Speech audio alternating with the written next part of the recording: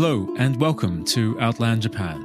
I'm your host, Peter Carnell, a travel guide based in northern Nagano, and this is a podcast that takes you outside the big cities into rural, regional, and the wilds of Japan. In today's episode, we travel far from the hustle and hum of Tokyo and Kyoto to Shikoku, the fourth largest of Japan's main islands, and once there, we head onto the Shikoku Henro, an 88-temple pilgrimage circuit or circumambulation of the island. Our guide on that journey is Kōei Ervin. Kōei is an ordained Buddhist priest in the Shingon tradition of Japanese Buddhism, a practitioner of Shugendō, and as a guide with Shikoku Tours, accompanies visitors along the Henro. Long famous in Japan, the Shikoku Henro is increasingly well known abroad, with more and more international visitors heading to the island each year to walk, cycle, or drive at least some of the circuit, or for the most determined pilgrims, the entire lengthy trail. As referenced in previous episodes, Japan boasts a tremendous array of trails to walk, ranging from religious and pilgrimage trails, as we'll discuss today, to historical and cultural routes, recreational and hiking trails, art trails, and more. Often located outside the big cities, walking them takes you deeper into Japan in every sense, as you encounter landscapes and people you might not otherwise come in contact with. Episode 46 of the pod was my chat with Kohei Nishida about the Amatomi Trail in Nagano, which includes parts of the Togashikodo pilgrimage trails. Today's episode carries on my focus on walking and hiking in Japan, and I will certainly be bringing you more episodes in future that take you through rural, regional, and the wilds of Japan on foot. A big thank you to Kōei for making time to speak with me and providing images used in support of the episode. You'll find links in the show notes to everything we discuss, and of course, the podcast website is outlandjapan.com, and you can follow the show on Instagram, Facebook, and YouTube by searching Outland Japan. And now, on to my chat with Kōei. I hope you enjoy.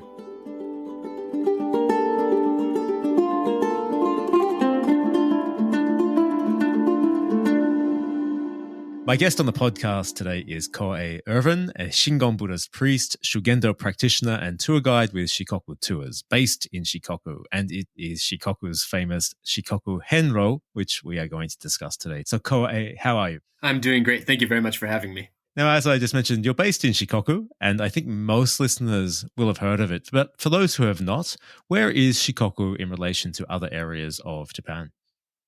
So Shikoku is the smallest of Japan's four main islands. It's in western Japan, and it's accessible from Osaka on the east side, and from the west, it's accessible via Hiroshima.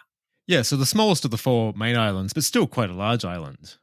It is, yeah. So we'll talk about the pilgrimage today, but the pilgrimage route, which kind of circumambulates the whole island, is about 1,200 kilometers. That might give folks an idea of the scale. Mostly mountainous, but it also has some amazing beaches, coastlines. The two largest mountains in western Japan, Mount Ishizuchi and Mount Tsurugi, are also in Shikoku. So for kind of a small place and kind of out of the way part of Japan, it really has a lot of variety. Yeah, I've only had the chance to go down there the one time, but I really loved it. I was there in summer, maybe 5 years ago, and we were along the southern coast and then went inland. I remember beautiful rivers, just these isolated valleys, and nobody there. Yeah, absolutely. As well as the smallest of the four islands, it's also the least populated. So one of the best things about traveling and living in Shikoku as well is that you go to these, waterfalls and rivers and coastlines that rival anything you can find in other parts of Japan, but you often have them totally to yourself, especially if you go on a weekday or something like that. It's really a great part of living here. Yeah, just a magical spot. May I ask, where are you originally from and what brought you to Japan?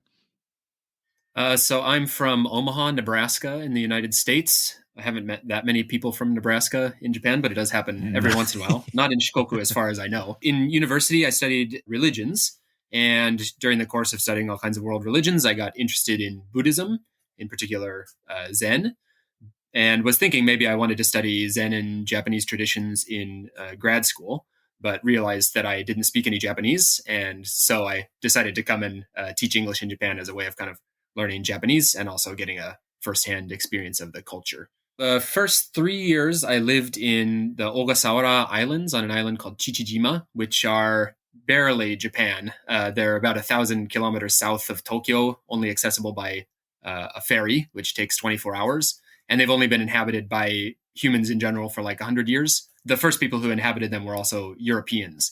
So Japanese culture there is kind of a new thing. Oh, really? So lots of folks from Tokyo who don't necessarily get along with the Tokyo culture end up in Ogasawara. And lots of people speak English. So that was a really interesting experience. And then after that, I moved nearer to mainland Tokyo in Saitama. And that's where I started studying Shugendō in the mountains of western Saitama prefecture. Ah, well, we might have to come back to this because I've been trying to find a guest to have on the podcast down on those islands. Oh, yeah. As mentioned, you are an ordained Shingon Buddhist priest. And if you're happy to just discuss that a little bit further, I'd like to begin by asking, could you explain what is Shingon Buddhism? Yeah, so Shingon Buddhism is a school of Mahayana Buddhism, as all of the schools of Japanese Buddhism are. So Mahayana Buddhism, the kind of core philosophy is that practitioners don't only seek awakening for ourselves, we seek awakening with the participation of all beings throughout the universe. So Mahayana means like the great vehicle. So the idea is that our practice is connected to all sentient beings through the universe.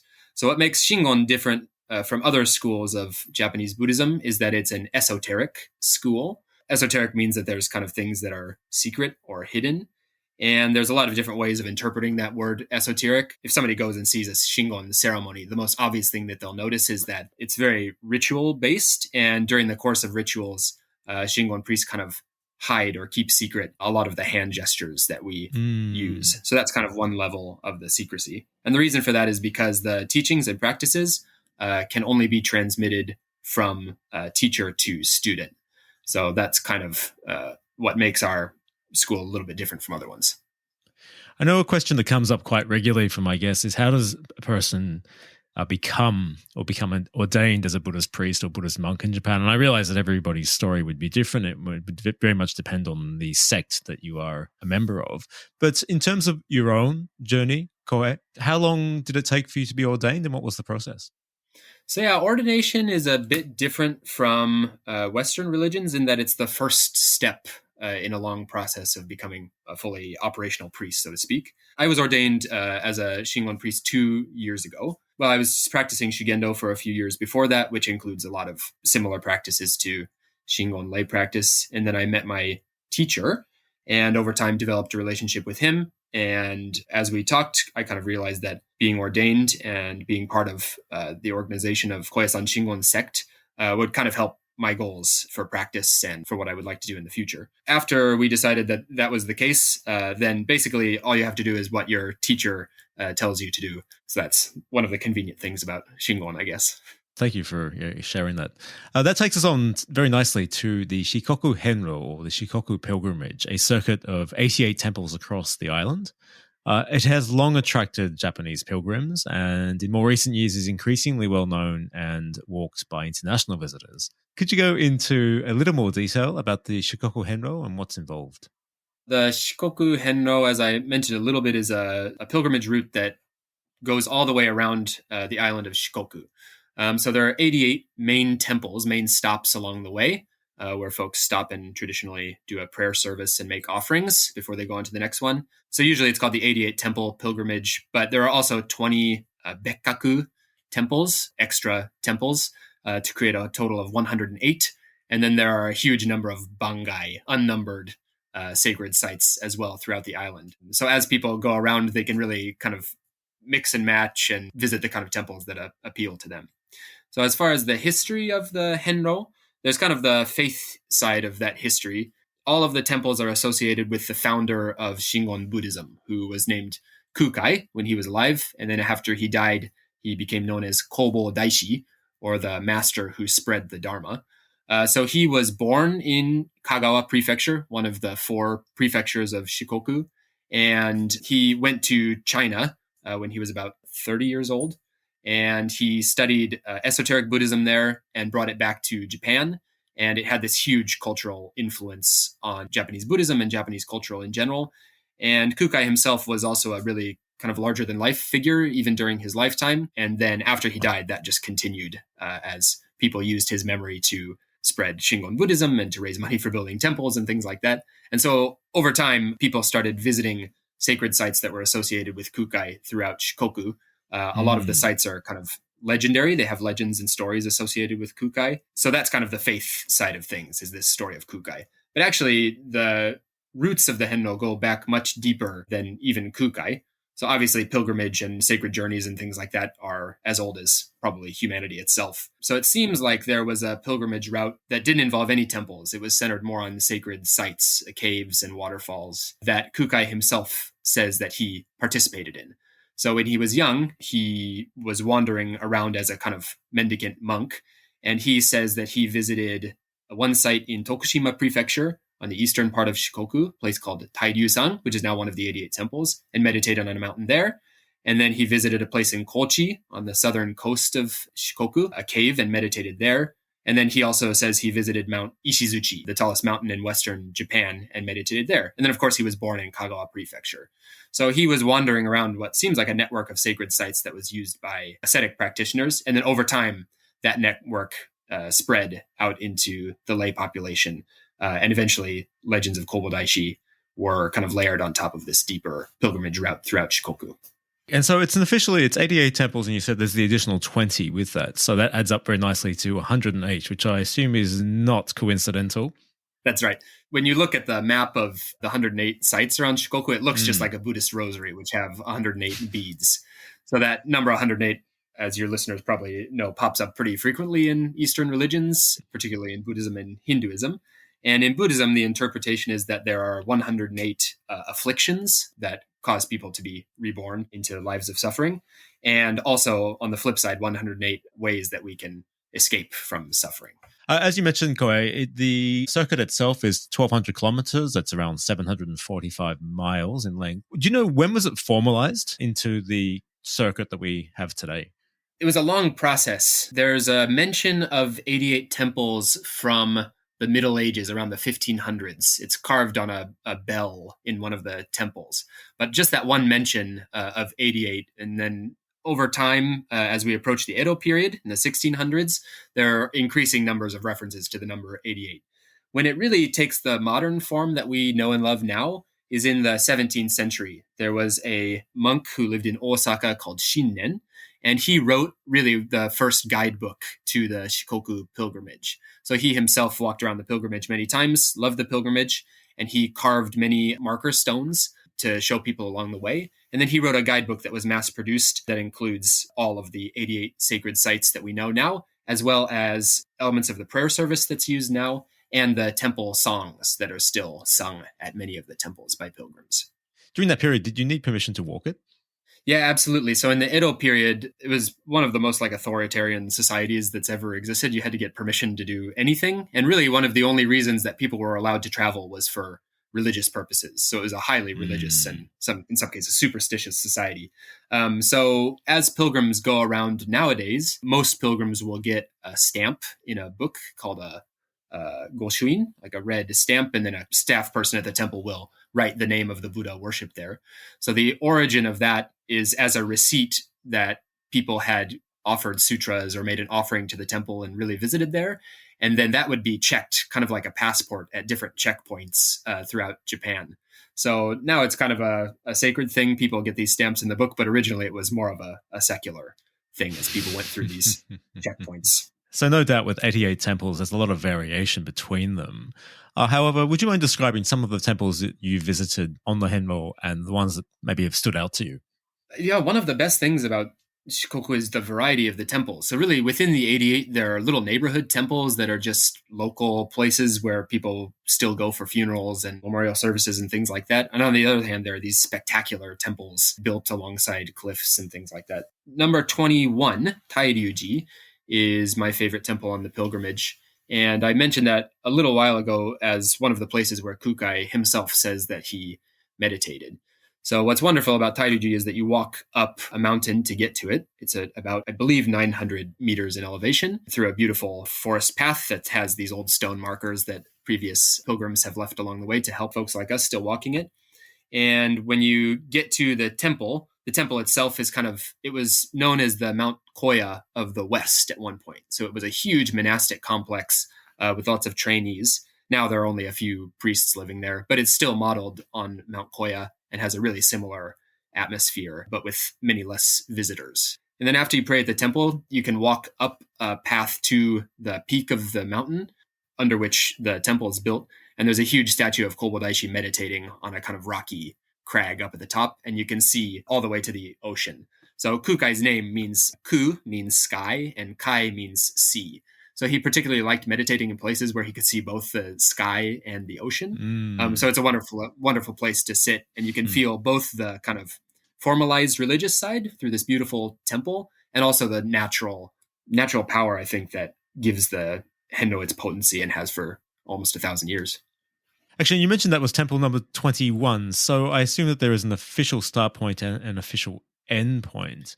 Yeah, so the first temple is on the northeast corner of Shikoku, let's say, in a place called Naruto. And it's a temple called Ryozenji. And then the last temple is also on the northeast corner of Shikoku, a temple called Okuboji in Kagawa Prefecture. So even though there's a number one, obviously people who lived in Shikoku in the past wouldn't travel all the way to number one to start the pilgrimage. They would just start from home and go to the temple closest to them. And then they finished when they got back to their house. So it's kind of unique among world pilgrimages that it's a circle. Of course, there are mountain circumambulations and things like that. But it's a circle on such a huge scale that makes it kind of unique. The reason that Ryozenji was determined as number one is because of its accessibility from the capital, Kyoto, at that time, and Osaka. So like Shingen, that guy who wrote the guidebook in the Edo period, the order was already decided then, but he recommends either starting from number one or temple number 17, because the access from Osaka, where he lived, was good. And so just to repeat you, it is 1,200 kilometers, 745 miles in length, which begs the question, if someone was thinking of doing the entire circuit, how long does it typically take? Most people who walk it from start to finish do it in between 40 and 50 days. But the longest person I've met took 200 days, they said, to walk it. So they were taking it really, really slow and enjoying themselves, I think. And if I remember correctly, the fastest person who was running it did it in about 30 days. But they didn't have much to say about it, I think, because they didn't see much of the pilgrimage route. So most people take between 40 and 50 days. And just to mention, most people throughout history have not done it as a whole from start to finish. There's a tradition called Ikkoku Mairi, which means just going around one country. So Shikoku means 4 countries, and it refers to the 4 prefectures of the island. And so a lot of people have just, for example, they'll do the first 23 temples, which are in Tokushima Prefecture. And then they'll go home, and when they have time again, they'll come back and do the temples of Kochi Prefecture and go in order like that. So that's a pretty common way of doing the pilgrimage as well. And then especially nowadays, since people have cars, they'll come and just do as much as they can get done on a weekend to go home and do that a few times as well.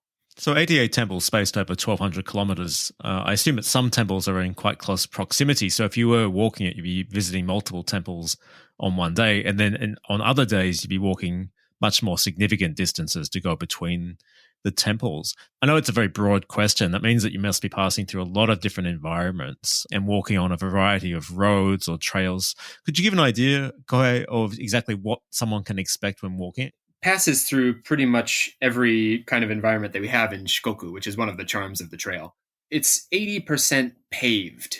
So that might be a little bit different from what people expect of a pilgrimage route. The route obviously used to go through, dirt paths and much more mountainous and natural areas. But as Japan's become industrialized, there are lots of roads. So most of the route is paved now. But the charm of those paved routes is that you get to go through both cities and small towns and interact with local people. So the pilgrimage has been such an important part of Shikoku culture for hundreds and hundreds of years. Local people see pilgrims as kind of a stand-in for Kōbō Daishi, or a stand-in for the Buddhas. And so there's a tradition called osettai, where people make kind of offerings to pilgrims. So they'll give you a bottle of water, or maybe a rice ball or a snack, or even sometimes they'll give you 1,000 yen, some money. And this is their way of kind of welcoming the Buddhas into their area. So people really, a lot of people who are anxious about the amount of pavement on the pilgrimage route end up really liking walking through the towns, because it's a real chance to see how people in the countryside of Japan live their daily lives in places that have definitely not been modified for tourist purposes or anything like that. So that's one thing to say. And then the other thing to say is that 80% is paved, but that means 20% still goes through pretty spectacular mountainous terrain. So, for example, I mentioned the path between temple number 20 and 21 is mostly mountainous, and there are sections like that scattered throughout the pilgrimage. So it's a really great balance between seeing people's daily life and also having opportunity to kind of reflect and enjoy nature and have a chance to see vistas that pilgrims in the past might have seen as well. Ultimately, I guess why somebody might choose to walk the Henro or undertake any pilgrimage is a very personal decision. However, speaking generally in Buddhism and in the Shingon tradition, what is the purpose and objectives of walking the Henro? The easiest way to talk about this is to explain a little bit about pilgrim gear. When pilgrims walk, they wear like a conical hat, and they wear a white shirt and carry a staff and a rosary. And all of those kind of elements of their gear have different meanings that gives us a hint about religious reasons that folks might want to walk the pilgrimage. The most important of those, I think, in my opinion, is the staff.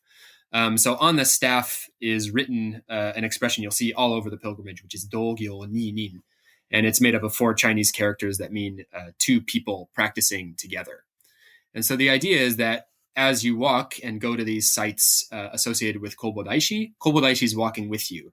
And he's a person who in his lifetime and after his death is thought to have, or after his death or entry into eternal meditation, as your interpretation may be, he's someone who is with us when we call him and helping us to actualize our innate Buddha nature. That's the main religious reason for walking the pilgrimage, is to walk with Kōbō Daishi and basically receive instructions from him as we go. And then as for, personal reasons that people walk the pilgrimage, one thing it's interesting to talk about is that it's quite different for Japanese people and Western people. Japanese Buddhism is really associated with funerary practices and memorial services in a lot of ways, particularly when somebody has lost a loved one. They'll walk the pilgrimage or travel the pilgrimage as kind of an activity of memorializing them. So you'll sometimes see people walking and carrying a picture of their deceased loved one.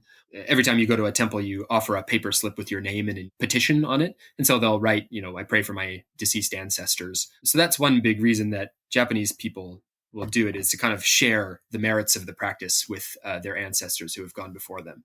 On the other hand, when I talk to folks from outside of Japan who are doing the pilgrimage, there are really as many reasons as there are people. So some people are, of course, interested in Buddhism.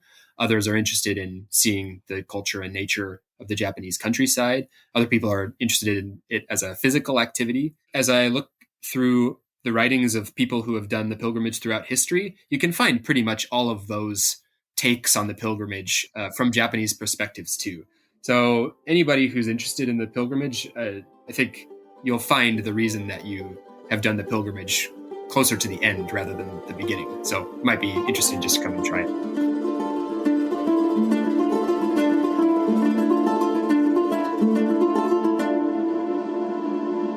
You touched on the clothing and the accoutrements that somebody might wear or carry with them. Could you go into a little bit more detail? For example, what are they called in Japanese? Are they mandatory? Do you have to use them? And if somebody would like to organize them, how do they go about doing so? Yeah, sure. So there are a huge number of elements to the kind of pilgrim costume, and all of them are optional, I think it's fair to say.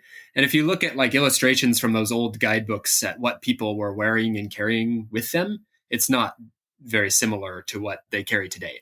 So I think it's easier to answer this question via telling a story first. It's kind of the legend at the start of the pilgrimage. So there was this dude who lived in the same time as Kōbō Daishi called Emon Saburo in Shikoku. And he was a really rich guy, and he was a real jerk, as the story goes. And so one day a monk came to his house and knocked on his door and asking for alms. And Emon Saburo was in a real foul mood that day, and so he chased him off of his porch. So this monk, following the rules that monks do, he came back 3 times total. And on the 3rd time, Emon Saburo chased him off with a broom, and the monk dropped his begging bowl, which broke into 8 pieces on the ground. The monk bowed and calmly went on his way. And after that, over the next 8 days, each day one of Emon Saburo's 8 children died. And so Emon Saburo was thinking like, oh my God, what's going on here? And so he went and asked his neighbors, like, who was that monk? There must be something happening here. And they said, you don't know who that monk is? That was Kōbō Daishi. It's like the greatest guy that's ever lived. And so Emon Saburo realized he's made a terrible mistake. And so he sets out on a pilgrimage throughout Shikoku, trying to find Kūkai and apologize to him for breaking his bowl. he starts going clockwise because he hears that Kūkai is traveling around Shikoku clockwise. And every place he goes, the people tell him like, "Oh, you just missed Kūkai. He was just here yesterday, or just go up on the road and you'll probably find him." But he never catches up with him. He goes around Shikoku 21 times and never once meets Kūkai. And so finally he thinks like, "Oh, I have an idea. I'll go backwards, and that way I'll run into Kūkai coming the other way." So he gets all the way from, he's going counterclockwise now. So he gets all the way to Temple 12, almost 90% of the way through this pilgrimage, but his body gives out. Temple 12 is a famously difficult temple to get to. His legs give out. He falls down to the ground. He's on death's door. And who should show up, of course, but Kōbō Daishi, just at the right time. Mm. And Kōbō Daishi finds him on the ground. And, with his dying breath, Emon Saburo asks for forgiveness. And of course, Kōbō Daishi unhesitatingly forgives him and says, "Can I do anything for you?"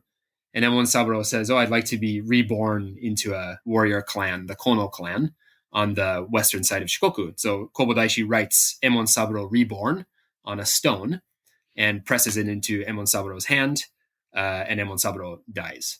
Once Emon Saburo dies, Kōbō Daishi takes his staff and he buries Emon Saburo. And he takes his staff and he plants it in the ground as a gravestone. That staff is said to have grown into a huge tree, the descendant of which you can still see near temple number 12.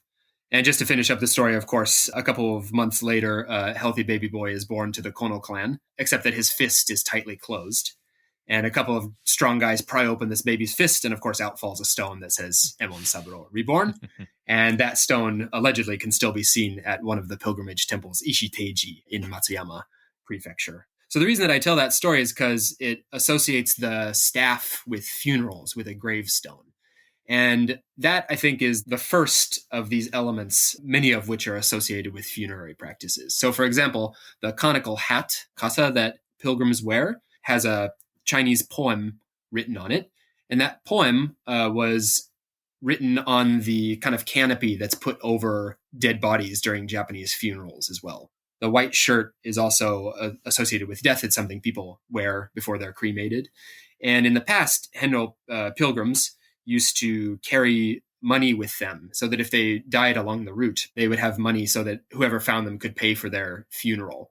And as you walk along the route, you'll see little gravestones of places where villagers have found pilgrims who died along the way and built gravestones for them. Actually, that's kind of one of the ways you can find your way through the route of the pilgrimage. So the idea of a lot of this stuff is that when we walk the pilgrimage, and this was much more real in the Edo period when the pilgrimage was a much more dangerous and hairy place, you had to be ready to die. You had to be ready to give your life for this practice for it to have meaning. And in fact, many people did give their life for the practice. Aside from that, a lot of people carry a Buddhist rosary called a nenju. Since Kūkai started the Shingon school of Buddhism, and most of the sites are associated with him, it's a Shingon-style nenju, and it's used to count recitations of mantras as people go along. People also often carry a bell with them, although it's not so common anymore. In the past, the main practice of the pilgrimage when people went to temples was to sing the goeka, the temple songs, and part of singing the songs is to ring a bell. And so if someone wanted to acquire those before walking the Henro, how do they go about doing so? Yeah, so there's a lot of shops where people can acquire them as they go. There's including a shop at Temple Number 1. So a lot of people get all of their gear together at Temple Number 1. My favorite shop in Shikoku is also the oldest Henro goods shop in Shikoku, which is closer to Number 10. So I always recommend people to get just their stamp book if they're getting the stamps, and then walk a day toward Number 10 and then get the rest of their stuff at Sumotoriya Asano. A little shout out to Asano-san there. Fantastic. Which leads me to the question, in order to undertake the Shikoku Henro, or at least part of it, does a person need to be able to speak Japanese, and are there guidebooks available in English? There are guidebooks available in English. If folks search on Amazon Shikoku 88 Pilgrimage, a few guidebooks will come up, including one that was updated last year. A lot of the accommodation situations changed during the pandemic, so the most recently updated guidebook is absolutely awesome. As far as whether somebody needs to be able to speak Japanese or not, especially if you're traveling solo, the more Japanese you can speak, the more fun you'll have when you travel in Japan. But within the guidebook, there's a bunch of helpful phrases that people can use. For example, if they need to make reservations or ask for help along the way. So if they're in a pickle, those are definitely good options. And then, of course, there are also folks like myself who offer guiding services throughout Shikoku as well, and interpretation services. Yes, and we'll definitely come on to that. But just before we do, in terms of accommodation, people need to be booking their accommodation ahead of time, or because of people walking the circuit, it's the type of situation where you can just show up and find accommodation on the day? Most people recommend that folks reserve 3 days in advance. If they do that, they shouldn't run into too many problems. So most of the accommodations on the first 3 days of the pilgrimage are bookable online, and that's something that people can do fairly easily on their own. And of course, there's also a couple of really great Facebook pages that are Henro communities where people share information and answer questions and things like that. So those are great free resources people can use for looking for accommodations too. And I guess the most important question is, when would you recommend walking at what time of year? Because as people know, Japanese summers are notoriously hot and humid. So in terms of when to walk the circuit, when do you think? Like most places in Japan, the peak seasons are spring and fall, and there's a good reason for that. Obviously, lots of flowers blooming, decent weather, autumn colors, also lots of pilgrims too. So if you are in the mood to meet other pilgrims and interact with them, that's a really good time to come. The downside of that is that the pilgrimage is getting more and more popular. The economy is kind of slow to adapt to those kinds of changes. There can sometimes be accommodation shortages in some of the more remote parts of the pilgrimage. So that's a problem that people sometimes run into. If you are more interested in a kind of solo trip where you want to be more reflective, then I recommend walking in winter. Shikoku winters tend to be pretty mild. This year we got quite a bit of snow, but nowhere on the pilgrimage was ever unwalkable, even with more snow. Temperatures generally don't get that far below zero. So if you have a good down jacket and good shoes and are walking at a good pace, you won't have any problems. And there are just less people around, so you can kind of have a place to yourself.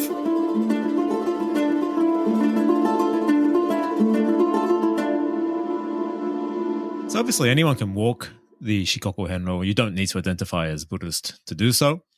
Although, of course, I think motivation to walk the circuit strongly suggests at least some interest in Buddhism. And I'm always curious about the people you've encountered on the pilgrimage. If you don't mind me asking more about your story, coming from Nebraska, what led you to choose the life that you have today and to be ordained as a Buddhist priest? Yeah, it's a long story. So I grew up Catholic and wanted to be a priest for a long time. And then in high school, I just kind of lost interest in Catholicism. And because religion was such a big part of my life growing up, that kind of left a space that I started studying all kinds of world religions and looking for something that fit. And was really captivated by some of the like Western Zen authors like Alan Watts and D.T. Suzuki and some of the kind of hippie era folks. But as I kind of learned more and studied more and went to university and started studying it from a more academic side, I realized that there was a kind of a big gap between the Zen or the Buddhism that they were promoting or that they had experienced and Zen that was actually lived in Japan. I wanted to come and experience, I guess, the way that Japanese people experience Buddhism. So then, as I mentioned, I applied for a teaching program, but they stuck me on an island that's only been inhabited for 100 years and for half of that by Westerners. So there wasn't that much religion to speak of there. And so instead, what I found was that I really like Nebraska is a very famously flat place with not a lot of, mostly corn. That's all I know about it, actually, is it's flat. Yeah, I mean, well, I shouldn't be too mean to Nebraska. But it has its charms. Living in Ogasawara, which was a very mountainous island with very few people and lots of amazing natural scenery, I just started hiking every week to fill my time, basically. And as I did that, kind of observing the natural rhythms of things and observing myself as I was interacting with the natural world around me, I realized that like the element that had been missing from my exploration so far was a connection to the natural world around me. And so I very kind of spontaneously and haphazardly, I guess, started exploring, the spiritual side of interacting with nature while I was living in Ogasawara. And then once I moved to the mainland, I just very fortuitously ran into a group of Shugendō practitioners in Saitama. So Shugendō is a tradition that blends ancient approaches to worshiping nature and venerating nature and mountains with esoteric Buddhism. It was the perfect combination of those two interests, the newfound interest in love of mountains that I discovered in Ogasawara and also my initial interest in Buddhism. And so I started practicing with that group, a group called Chichibu Mandara Koya in Chichibu, Saitama. As I did more of that, I got more and more interested in kind of learning more about the full context of esoteric Buddhism that informed Shugendō. And I kind of realized that the only way to get that full context was to ordain as a Shingon priest. Just when I started to realize that, I met the guy who's currently my teacher, who works at a temple called Fukushoji in Kainan, Wakayama, not too far from Mount Koya. No, thank you for sharing that. And one question I have for you, because I know that you are a practitioner of Shugendō, and we've covered Shugendō actually on a couple of episodes of the podcast. The practices overlap, I assume, as a ordained Shingon priest and practitioner of Shugendō, but they aren't quite the same, right? It's a great question. It's really complicated. Shugendō, as it is now, is like a religion that was formalized in the 1400s, 13 to 1400s in the Kamakura period of Japanese history. The way that I look at it is that I see Shugendō and Shingon Buddhism in that period having a common ancestor, basically. Kōbō Daishi, too, as I mentioned, he was wandering around Shikoku doing Buddhist practices in natural places, right? He was meditating in caves and on coastlines and mountaintops and things like that. So it seems obvious to me that as he was doing that, he would have brought with him his indigenous approach to interacting with natural spirits, making sure that they're happy and aren't going to attack you while you're meditating and things like that. And what he found, I think, when he went to China is that esoteric Buddhism developed out of a really similar process in India. So when he brought esoteric Buddhism back to Japan, for example, when he opened Mount Koya, the first thing that he did there was to hold a huge ceremony to basically rent in perpetuity the mountain from the gods who run it. So this is the process what they refer to as opening the mountain, right? Yeah, that's right. That's something that Kūkai did and valued. It's said that the great gate at the front of Mount Koya actually used to be a Shinto Tori gate until the split of Buddhism and Shinto. Shingon was really informed by those indigenous Japanese perspectives involving gods and supernatural beings and things like that. And then Shugendō represents a formalization of that union of those two that came about in the Middle Ages. Yeah, it's so fascinating. Thank you for going into that detail. As you mentioned, you are a guide with Shikoku Tours, and amongst the various tours that you offer, you guide along the Henro. So could you go into a little detail as to what's involved?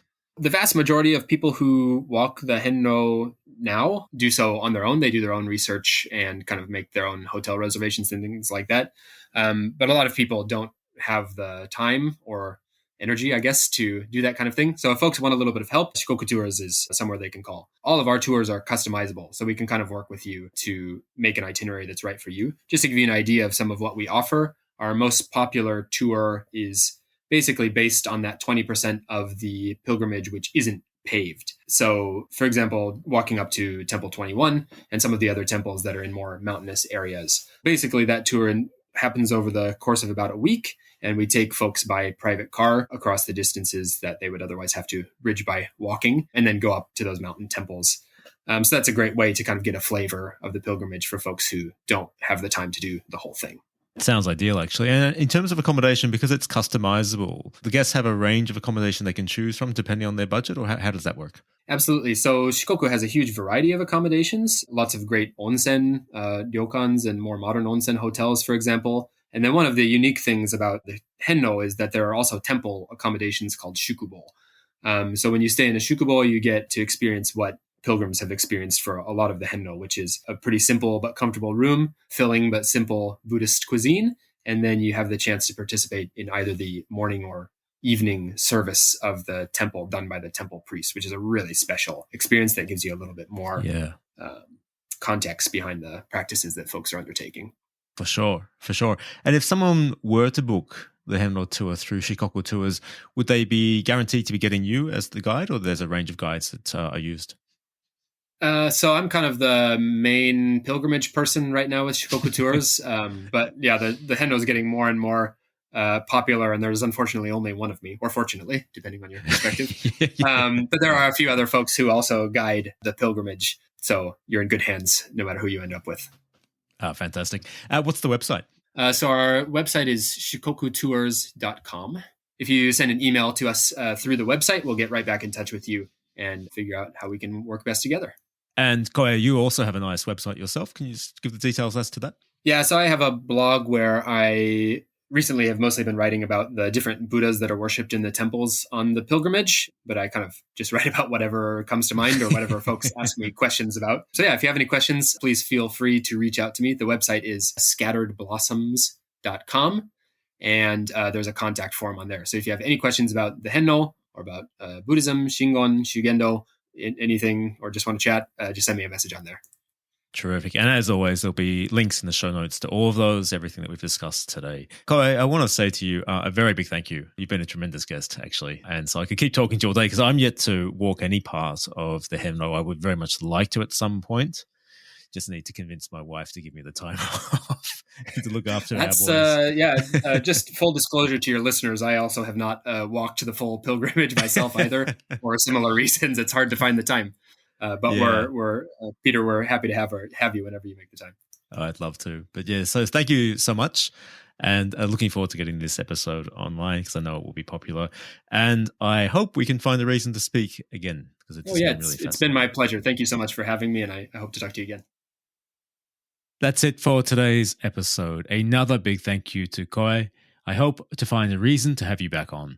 If you're looking for more information, there are quite a few websites dedicated to the Shikoku Henro.